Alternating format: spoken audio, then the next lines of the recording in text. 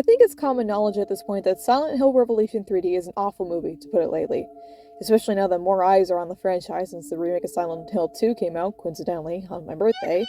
Plenty of people on the internet have torn it to shreds, whether it be from a fan retrospective, a general video on bad video game film adaptations, or from people who shouldn't be legally allowed to be within 500 feet of a horse's proximity. But I feel like a lot of these reviews skimp on how the characters in the film are translated from their video game counterparts, since a lot of liberties were taken with the adaptation in general, let's face it. I'm admittedly looking through this strictly through the lens of Silent Hill 3 and its HD re-release, and I'm not pulling from the first Silent Hill movie. Maybe there's some things I end up missing, but I'm a busy guy. I got White Peace to imagine, but never actually make. Cut me some slack. Anyways, with that out of the way, let's start with undoubtedly the most important character of the cast. Like the game she debuted in, Heather Mason is often tied with James Sutherland as the most beloved Silent Hill protagonist, and honestly, I'm on Team Heather. She defies a lot of stereotypes and pitfalls that you see in horror and how it depicts women. She avoids the pitfalls that even J-horror falls into, where she'd be constantly scared and helpless. Even when she is scared, it comes out of confusion, anger, and annoyance. Heather is forced into an apocalyptic conflict that only she can stop, and she's rightfully pissed about it. At the same time, she's not overpowered. Even as a reincarnation of a psychic and the host of God, she's still a teenage girl. The most weapons experience she has at the beginning of the game is a mace, which makes her journey to kill God and avenge her father all the more compelling. You see her struggling when she first picks up a gun, but she's still brave enough to take on her surroundings. Heather also carries a lot of snark and isn't afraid to be blunt with how she feels about the situation, but that bluntness never gets to a point where she's a bully or unlikable. If anything, it's a testament to her values and desire for justice. It's also not her entire personality, which a lot of writers fall victim to when writing characters her age. Team Silent worked hard to create a realistic depiction of a teenage girl, an American one no less. That's commendable. And a lot of that effort is carried by her namesake actress, Heather Morris, in what's surprisingly one of her few voice acting roles. It's a damn shame considering how great she is.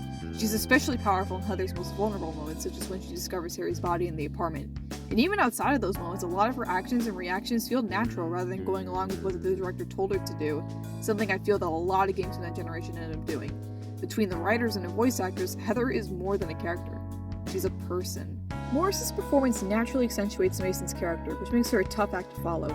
Kate Higgins did a pretty good job as Shattered Memory's take on her, while the HD redub... What are you talking about? How should I know? I am Claudia. So what? Listen, I love Amanda Winley. I think her teenage voice is pretty fitting for Yukiko, and in concept Heather, but it does not work here, and I'm far from the first person to say that.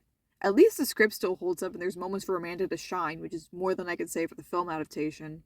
The pitfalls I mentioned earlier come into play with how she's characterized in the movie. A lot of film Heather snark comes across as straight up bitchy with no basis, like they saw select cutscenes without having the context for them. And when she's not, she's frail and terrified, often running away from conflict rather than standing up against it. It jumps back and forth between these two whenever it's relevant to the plot rather than letting her grow into either of them naturally. Similarly, she is immediately shown to be competent the second she uses a gun without an explanation nor build-up. You'd think with the way that she used that she could have had dropped some kind of line of how Harry taught her how to use one for self-defense while they were on the run at some point. Again, it depends on the scene, which is agonizingly inconsistent. There's also scenes in the opening where she randomly hallucinates quote-unquote scary visions, which aside from a memory of Alessa make no sense other than to be forced instances of cheap jump scares. You could argue that it's the town influencing Heather, but even then it's a flimsy excuse that's poorly carried over from the games. It makes no sense for them to be influencing her into going to a town she's supposed to go to out of her free will. Two particular things about this version of Heather really stick out to me in a bad way. First, kind of like what I said earlier, we jump from one abrupt development to the next. Not just within the context of the movie, but Heather's characterization as well. Nothing about her journey feels organic, at least to me. Her storyline, her personality, and the relationships she has with different characters are sloppy remnants of a source material that did these things masterfully. Hell, they feel like scraps from a script that got botched in the editing room, considering that the best parts of the film are some of its deleted scenes. I can only imagine what else was left on the cutting room floor with this movie. The other is that Heather herself doesn't play much of a role in the film's climax despite being the main character, instead letting Pyramid Head fight the missionary while she watches. Granted, in the original game, Heather was denied the chance to kill Claudia herself, but her final standoff against God was still built up over the course of the game and its themes of revenge. The film doesn't exactly establish an authentic connection between Claudia and Heather, but it still could have allowed Heather to take charge in the end, considering that she takes a gun with her to Silent Hill and uses it on Leonard. There could have easily been scenes building up her skills with the weapon that could have paid off with her at least seriously wounding Claudia at the end. There's a trope called Chekhov's gun for a reason, and it really sucks too. Taking Heather out of the final battle is a huge blow to whatever slim character development she had throughout the film, while attempting to connect to the previous movie's lore by completely contradicting said lore. What was once a deep personal story that resonated with so many people is now stripped down to a generic monster fight between two characters, one of which isn't even from the game and they're adapting. Overall, I think Heather's transition to the Silent Hill film universe was very clumsy at best and devoid of quality at worst. No hate to Adelaide Clemens, she did fine with the script she was given, but she definitely would have benefited from a better one, and maybe given a bit more time to work on her American accent. This is the 5th school I've been to. I'm gonna be honest, I'm not a huge fan of Claudia. Not that she's a bad antagonist or anything in the original game, it's just religious trauma on my part. Take a shot every time she says God in Silent Hill 3. It'll make the Catholic guilt go away. And everything else. She's a pretty tragic character though. Much of her cruelty and contrasting desire for love and paradise comes from having an abusive childhood. One of her only friends, Alyssa, was then taken from her to be used for her sacrifice, then taken away from the town entirely by Harry Mason, leaving Claudia by her lonesome. So yeah, I'd be angry and traumatized too. Probably wouldn't go so far as to stalk a teenage girl to make her birth the god of my cult, but you know. But even then, the stalking in itself shows her desperation to be with Alyssa again. It's the only name that Claudia refers to Heather has throughout the game, denying her new identity in favor of a fantasy, which shows how far gone she's become. Claudia even believes Heather when she pretends to be Alyssa for a moment inside the church. While still deliberately provoking Heather by killing her father and forcibly impregnating her, there's a clear and direct connection between the two characters that, on some level, Claudia's part, comes from love. Donna Burke originated the role in the game and did a stellar job in making me otherwise despise her, which may or may not include the fact that she's inexplicably British in an American town with an American father. She understood that even with the terrible things Claudia does willingly, there's some self-awareness and even remorse to it. It's no wonder that Konami would bring her back for later installments of the Metal Gear series. I also think Laura Bailey did a pretty good job in the HD collection. Probably the best performance out of that dub if I'm gonna be honest with you. Damn, that woman has a track record of voicing characters I don't like, huh? But at least with the Claudia Wolf you get in the game, she's nuanced. The film's version has none of this complexity, instead plays out her evil acts pretty straight. There's never a personal connection to Heather given outside of the implication that Claudia is Alyssa's aunt, which definitely skewers what the original game had established. Similarly, we hear nothing of that abusive childhood. Hell, we hear almost nothing about her in general. She's very much an evil for the sake of evil kind of character, with the ability to shapeshift into a monster, which is something she never did in the game. What's more, her monster form ends up breaking one of the crucial rules established by the film. No one can leave the town without being branded. Granted, that rule doesn't even follow what the first film established, nor are most of the rules in this one consistent on their own. But why would she send her son out to essentially stalk Heather if she can easily appear in her missionary form and harass her that way? You can also tell that Carrie-Anne Moss did not care about the script she was given. Valid, sure, but it doesn't help with how the character is executed. If anything, it only further adds to her absolute nothing burger that the movie cooked up. The whole thing is such a stark contrast to her game counterpart, but at least one thing's consistent. She's still my least favorite of the core four. Douglas is a really underappreciated character in this franchise. In Silent Hill 3, he goes from a jaded PI who was unknowingly wrapped in a religious conspiracy to becoming a father figure to the very person he was supposed to track down, something that he felt he failed to be when his son was alive. It's really bittersweet seeing him and Heather essentially fill in the roles of the people that they've each lost. While Douglas is technically the reason why Harry was murdered to begin with, he does his best to atone for unintentionally forcing a teenager to go through the same experience that he did. And on Heather's end, you see that she genuinely grows to care for him as he becomes the only adult who looks after her well-being. Well, unless you get the bad ending where she throws that development out the window and stabs him to death, but we don't talk about that one. While we don't see much of their interactions after the conflict ends, it's clear that Douglas has essentially rooted himself in Harry's role. At the very least, he's become a father figure, though it could also mean that he takes her in since she's now an orphan. Either way, it's incredibly sweet, and I wish Richard Gross, his original voice actor, got to live long enough to see that play out in the finalized game, as he passed away from liver failure before he was released. No, you might die too. That's fine. Nobody's gonna cry over my grave. It was his final role, and may he rest in peace. I think that Richard's passing is part of the reason why this game got redubbed for the HD collection, though I could be wrong. Here he's voiced by Kirk Thorin, who does a decent job as a character. If we're keeping with the Persona 4 theme, you'd know him as Mr. Maruka, the bitchy homeroom teacher who gets killed off. But most people know Kirk Thorin from a more iconic role in his filmography. That's right, baby, it's Iago for the Fire Emblem series! Right? You guys like Fire Emblem too, right? Please? Anyone? Cole? Cole? Moving on to the film counterpart, he dies. He dies before he can have a shredded characterization outside of stalking Heather around the city. God damn it, guys. There's not even much I can say about his character beyond that, which is the saddest part of all of this. It feels borderline disrespectful to not only the source material, but the actor who helped bring him to life in it, even if the latter wasn't their intention. It's cheap, it's sleazy, and it's just straight up painful, just like the film it's a part of. If you're not going to do the drinking game for OG Claudia's dialogue, at least pour one out for Douglas. It's the least we could do for him.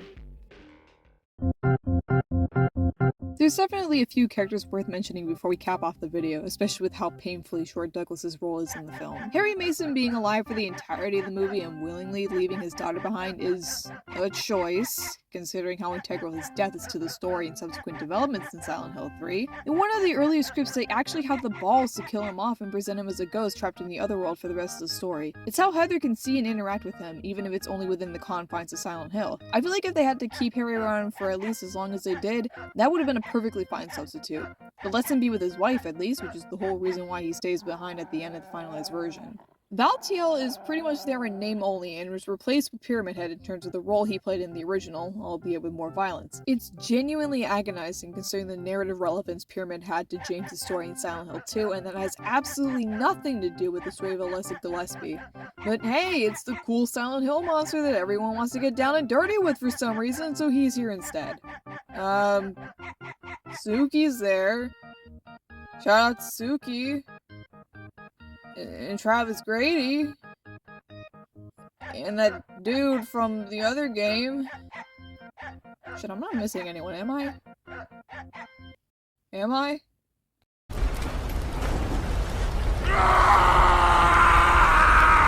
July 17th, 2024. My friend sent me a screenshot of a tweet on Instagram saying that Konami had already made Huey Emmerich before they even made Huey Emmerich. I typed into my YouTube search bar to watch his cutscenes. And that's where it all began. This ugly-ass, sewage rat-looking little shithead is my favorite character in the entire franchise. Vincent oozes charisma and steals the show whenever he's on screen. A lot of his appeal, I feel, comes from the fact that we don't know much about him, while instead he exploits the vulnerabilities of other characters. He serves as both a big help and major hindrance to Heather because of his back-and-forth treatment. This is a case where the inconsistency is integral to the character rather than an instance of poor writing.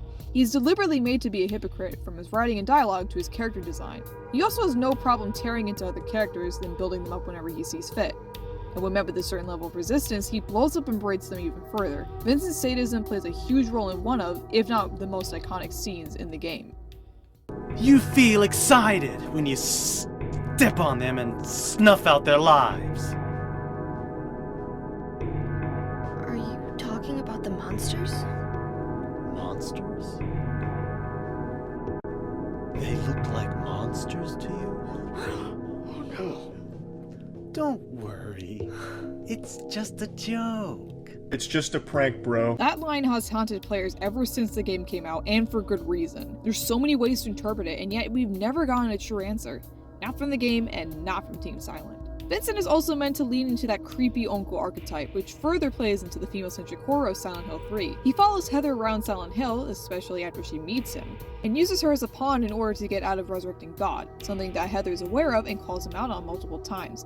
And as he points out to her, she's also using him to further her goals, which happen to overlap with his own. Hell, by the end of the game, it's apparent that Vincent sees the same otherworld that Heather does and is disgusted by it. It's a complex and interesting relationship. Part of me kinda wishes there was at least another scene or two of them interacting because of that unique dynamic, especially since he still wants to kill her by the end, and Heather likewise still hates him. And like Heather, he carries a lot of snark and deadpan that comes off perfectly from Clifford Ripple's performance. For a guy who didn't have much context as to what was going on within the game he was working on, Clifford did an amazing job voicing someone as slimy yet sane as Vincent, and you can tell he is having fun with it. Does that mean this land will finally be the home of eternal paradise? If God wills it, my sister. If God wills it. Holy fuck! He absolutely chooses the scenery whenever he's given the chance. The HD collection has Yuri Lowenthal, who's always 50-50 with his line deliveries. I think the casting itself is fitting, but the direction, like with the rest of the dub, misses the mark a lot. And of course, that just so happens to be the case with the clip I showed earlier. Monsters?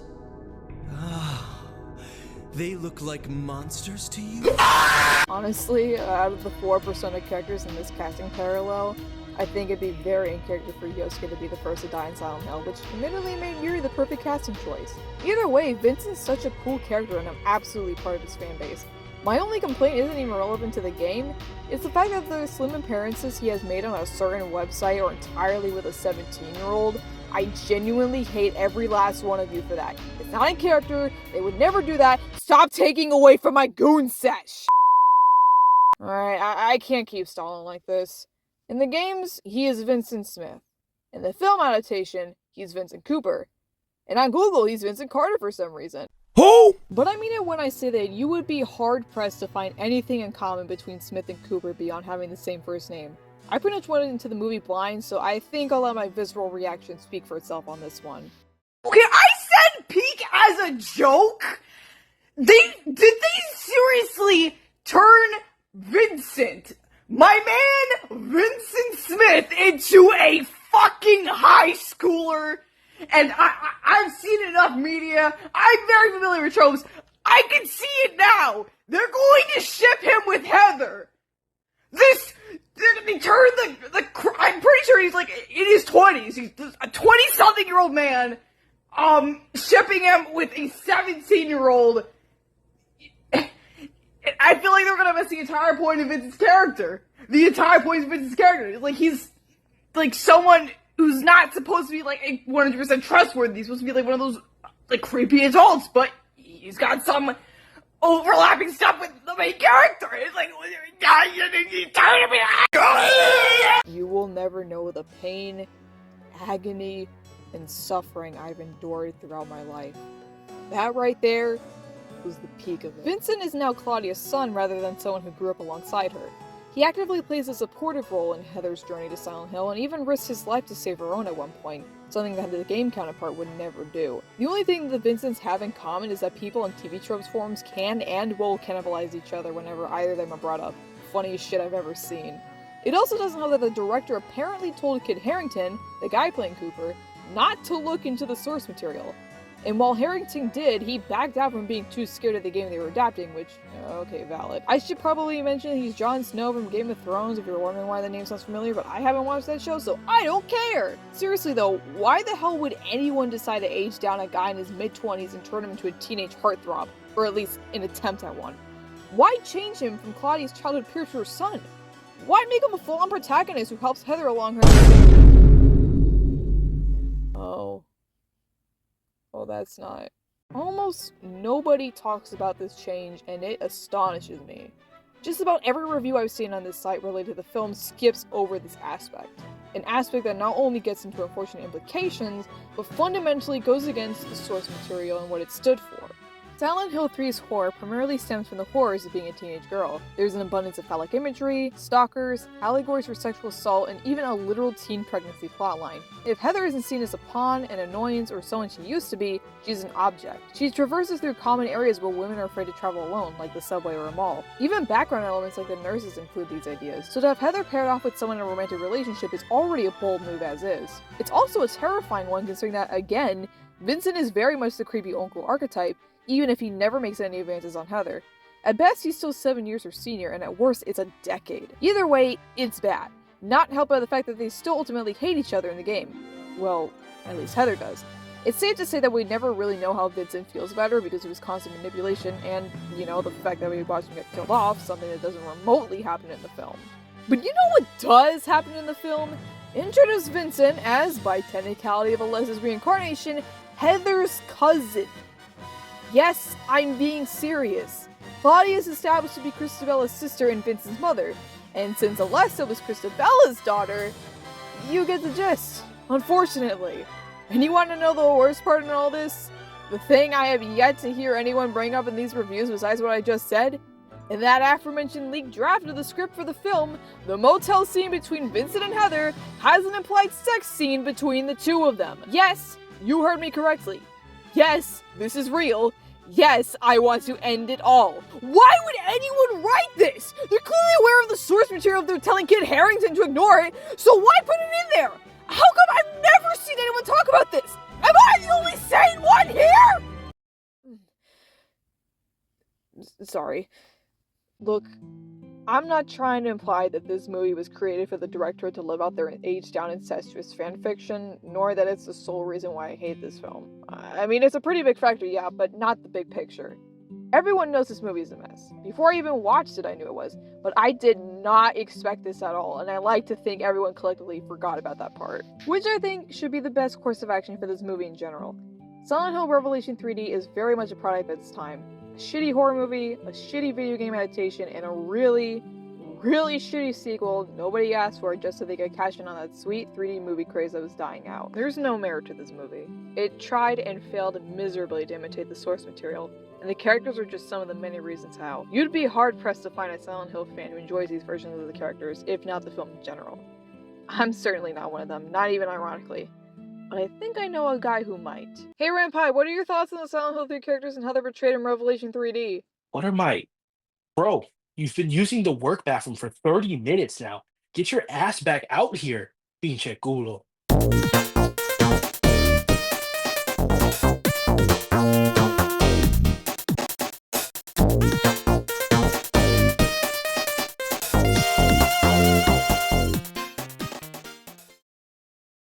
You will go to hell. Shut up, you stupid bitch!